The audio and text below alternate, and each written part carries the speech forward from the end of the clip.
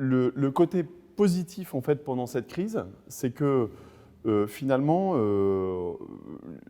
la situation était tellement critique et tellement inédite qu'on a pu faire fi d'un certain nombre de règles du jeu, de modes de fonctionnement, d'habitudes, etc., qui font qu'on l'a bien vu dans le secteur de la santé, dans le secteur de l'économique, etc., où les gens ont trouvé des solutions.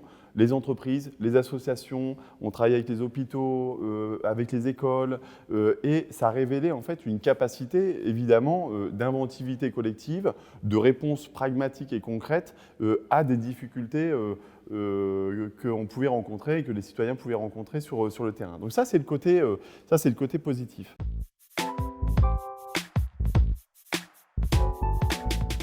Je pense quand même qu'elle nous montre une immense fragilité en fait, dans notre système économique qu'on dit complètement mondialisé, puisque on s'est retrouvé avec le monde mis complètement à l'arrêt suite à une maladie, une épidémie qui a démarré avec un pangolin dans un marché de Wuhan.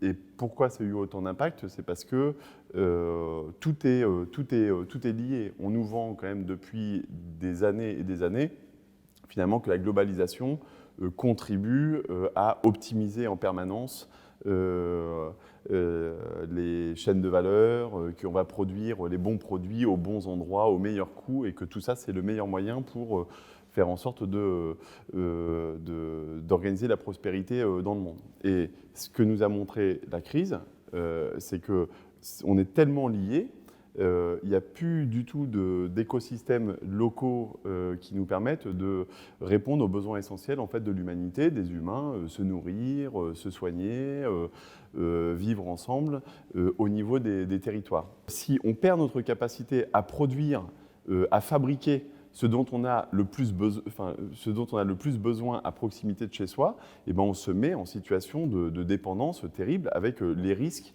à mon avis, très importants. On s'est mis en risque, on n'était pas capable de se protéger, de protéger les nôtres, avec ce petit bout de tissu ou de papier. Et ça nous invite quand même à réfléchir à la manière de concevoir nos modèles économiques en réintégrant la dimension écologique et la dimension sociale dans la manière de produire de la valeur.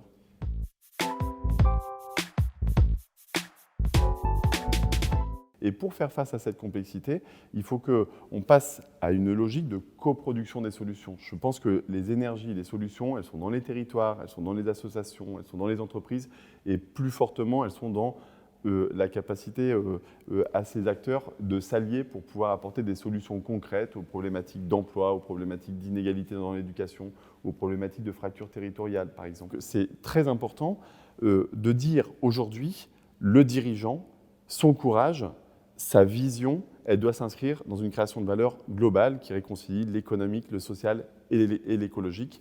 Et c'est au pouvoir public de créer les conditions facilitatrices qui, au lieu de fonctionner en dispositif et en silo, permettent d'accompagner des parcours et faciliter ces stratégies.